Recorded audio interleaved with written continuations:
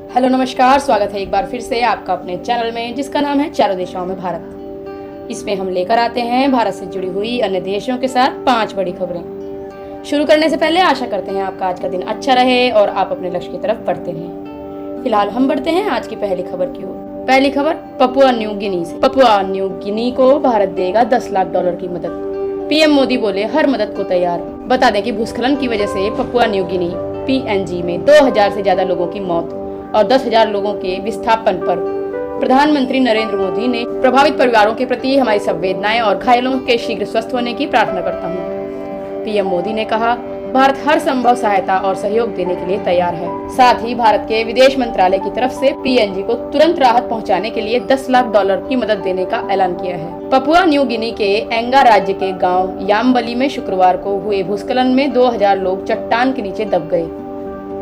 इन सभी को अब मृत मान लिया गया है। 670 के करीब शव निकाले जा चुके हैं। फिलहाल यामबली के आसपास के इलाकों में फिर से भूस्खलन का खतरा मंडरा रहा है।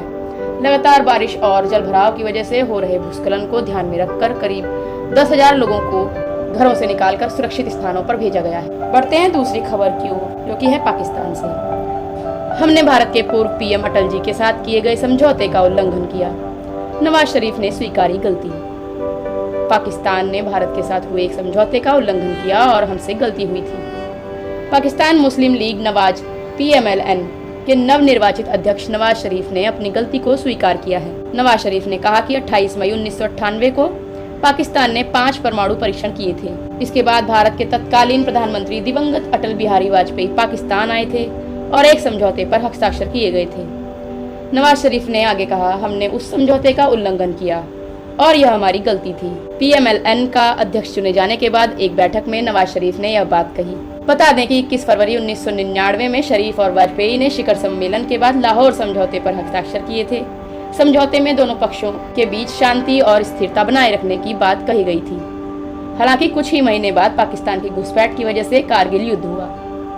पाकिस्तान के पूर्व प्रधानमंत्री ने यह भी दावा किया कि अमेरिका के पूर्व राष्ट्रपति बिल क्लिंटन ने उन्हें परमाणु कार्यक्रम रोकने के लिए $5 बिलियन की पेशकश की थी।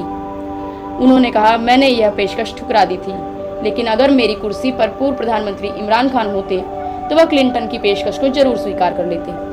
नवाज शरीफ ने कहा कि उन्हें 2017 में पाकिस्तान के मुख्य न्यायाधीश साकिब निसार द्वारा झूठे मामले में फंसाकर प्रधानमंत्री पद से हटाया गया। PMLN अध्यक्ष ने आगे कहा कि उनके खिलाफ सारे मामले झूठे थे, जबकि पाकिस्तान तहरीक-ए-इंसाफ PTI के संस्थापक इमरान खान पर लगे सारे आरोप सही हैं। बढ़ते हैं तीसरी खबर की ओर। UN सर्वोच्च बलिदान देने वाले भारतीय शांति सैनिक को मिलेगा डैग हैमरस्किज़ोल्ड पदक। कांगो में गंवाई थी जान। अफ्रीकी देश डेमोक्रेटिक रिपब्लिक ऑफ कांगो में पदस्थ भारतीय सैनिक सर्वोच्च बलिदान को संयुक्त राष्ट्र सम्मानित करेगा। 30 मई को अंतर्राष्ट्रीय शांति रक्षक दिवस के अवसर पर संयुक्त राष्ट्र नायक धनंजय कुमार को डैग हैमरस्किज़ोल्ड पदक से सम्मानित करेगा। कुमार उन 60 से अधिक सुरक्षा बलों में शामिल हैं जिन्होंने संयुक्त राष्ट्र के ध्वज तले विदेशी जमीन में सर्वोच्च बलिदान दिया है। संयुक्त राष्ट्र ने मंगलवार को एक प्रेस विज्ञप्ति जारी की। विज्ञप्ति में कहा गया कि 30 मई को संयुक्त राष्ट्र मुख्यालय में औपचारिक समारोह के दौरान महासचिव एंटोनियो गुटेरेस 1948 के बाद से अपनी जान गंवाने वाले सभी संयुक्त राष्ट्र शांति सैनिकों के सम्मान में शांति रक्षक स्मारक स्थल पर पुष्पांजलि अर्पित करेंगे।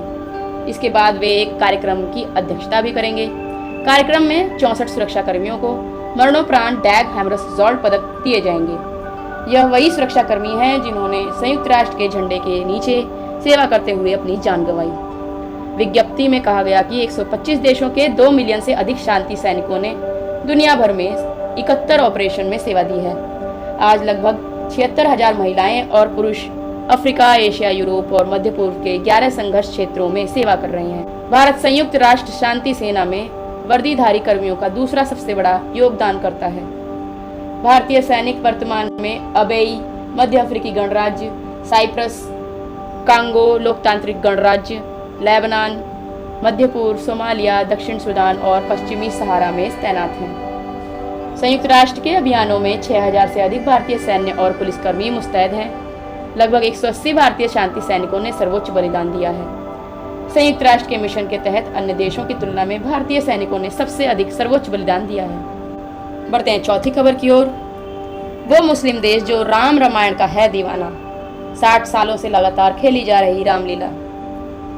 Ramayan ballet in Indonesia. भगवान राम को केवल भारत में ही नहीं पूजा जाता, बल्कि वो धरती के किसी भी कोने में रह रहे हिंदुओं के पूज्य हैं। लेकिन आपको यह जानकर ताज्जुब होगा, ऐसा मुस्लिम देश भी है जो राम और रामायण का दीवाना है। यह है दुनिया की सबसे बड़ी मुस्लिम आबादी वाला देश इंडोनेशिया। इस देश के जावा और बाली में रामायण बैले नृत्य नाटिका का आयोजन सालों से किया जा रहा है। यह बैले भगवान श्री राम की कहानियों पर आधारित होता है।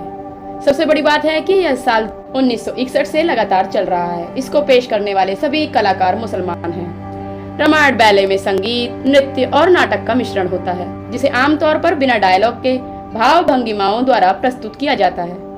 इस बैले में परफॉर्म करने वाले सभी स्थानीय कलाकार मुस्लिम हैं, जो अपना रोल पूरी निष्ठा के साथ निभाते हैं। रमजान के दौरान वो रोजा भी रखते हैं और शाम को बैले में काम करते हैं। एक कलाकार ने एक बार नमाज पढ़ने के बाद कृष्ण की भूमिका निभाई। उन्होंने कहा, हम पेशेवर कलाकार हैं, हम हिंदू या मुसलमान कलाकार नहीं हैं। इसी तरह महिला नर्तकियां अपना मेकअप उतार कर हिजाब वापस पहन लेती हैं। यहाँ ऐसा दृश्य आम है। रामायण पर बैले का आयोजन इंडोनेशिया के बाली में 10वीं शताब्दी में बने एक हिंदू मंदिर में किया जाता है। वाल्मीकि द्वारा रचित रामायण कलात्मक प्रेरणाओं का एक स्रोत बनी हुई है, विशेष रूप से दक्षिण पूर्व एशियाई देशों में, जो ऐतिहासिक रूप से भारत की धार्मिक सभ्यता से काफी प्रभावित हैं। रामायण बैले की परंपरा एशिया के देशों में मिलती है। इंडोनेशिया में होने वाले रामायण बैले को 2012 में गिनीज बुक द्वारा दुनिया में सबसे ज्यादा लगातार मंचित बैले के रूप में नॉमिनेट किया गया था। बढ़ते हैं आज की 5वीं और आखिरी खबर की ओर। नरेंद्र मोदी की शिकस्त जरूरी। पाकिस्तान के पूर्व मंत्री फवाद चौधरी ने फिर खोला मुंह, राहुल केजरीवाल पर भी बोले। बता दें कि पाकिस्तान की इमरान सरकार में मंत्री रहे फवाद चौधरी ने प्रधानमंत्री नरेंद्र मोदी के एक बयान पर प्रतिक्रिया दी है। बता दें कि पीएम मोदी ने दिल्ली के मुख्यमंत्री अरविंद केजरीवाल और विपक्ष के अन्य नेताओं की फवाद चौधरी द्वारा की गई तारीफ पर बयान दिया था। पीएम मोदी के बयान पर बोलते हुए फवाद चौधरी ने कहा कि नरेंद्र मोदी की सोच कट्टरपंथी है, उसकी शिकस्त बहुत जरूरी है। इसके साथ ही फवाद चौधरी ने राहुल गांधी, अरविंद केजरीवाल और ममता बनर्जी को लोकसभा चुनाव में जीत की शुभकामनाएं भी दे डाली। फवाद चौधरी ने कहा कि कश्मीर या हिंदुस्तान के बाकी मुसलमान हो, इस वक्त कट्टरपंथी विचारधारा का सामना कर रहे हैं। उन्होंने कहा, यह बहुत जरूरी है नरेंद्र मोदी चुनाव में शिकस्त खाएं, और पाकिस्तान में हर शख्स यही चाहता है। हिंदुस्तान और पाकिस्तान के ताल्लुकात तभी बेहतर हो सकते हैं जब उग्रवाद कम होगा। पाकिस्तान में हिंदुस्तान को लेकर नफरत नहीं है, लेकिन वहां पर आरएसएस और बीजेपी का अलियांस पाकिस्तान को लेकर नफरत पैदा कर रहा है, मुसलमानों को लेकर नफरत पैदा कर रहा है, और हमारा यह फर्ज है कि इस विचारधारा के लोगों को शिकस्त दें। फवाद चौधरी ने आगे लिखा, पाकिस्तान के संस्थापकों ने भारत में रहने वाले मुसलमानों के अधिकारों के लिए खड़े होने का वादा किया था, लेकिन यह दुर्भाग्यपूर्ण है कि पाकिस्तानी सरकार अपनी भूमिका नहीं निभा रही है। लेकिन मैं किसी भी हालत में भारत में मुस्लिम अधिकारों के लिए बोलूंगा, क्योंकि मुसलमानों के खिलाफ जो नफरत वहाँ फैली है उसे हराना होगा। आरएसएस और बीजेपी के नफरत और उग्रवाद के गठजोड़ को हराना होगा, और जो कोई उन्हें हराएगा वह दुनिया में इज्जत पाएगा।